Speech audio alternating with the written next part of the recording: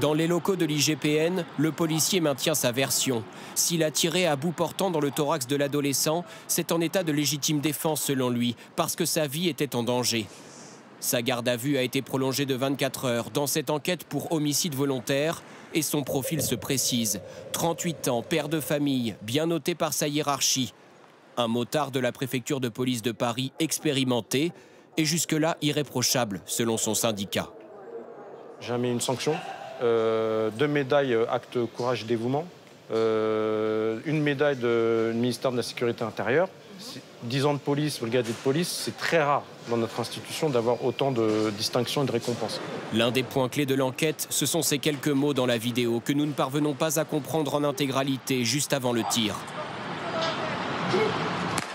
Qui les a prononcés? S'agit-il d'une menace de tir ou de balle dans la tête?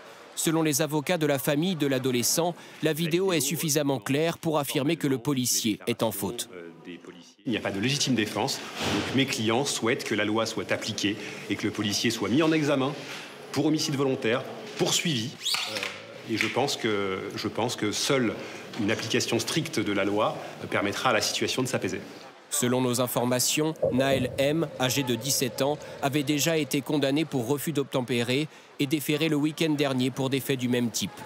Gérald Darmanin assure que le policier sera suspendu s'il est poursuivi par la justice.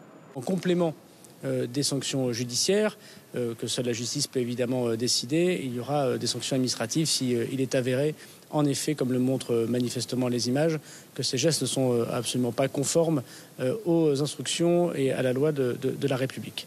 Le deuxième policier, coéquipier du tireur, est aussi entendu par l'IGPN. Quant aux 2 passagers de la voiture conduite sans permis par l'adolescent, l'un a été arrêté immédiatement, comme on le voit sur cette vidéo, puis relâché sous statut de témoin. L'autre est toujours en fuite.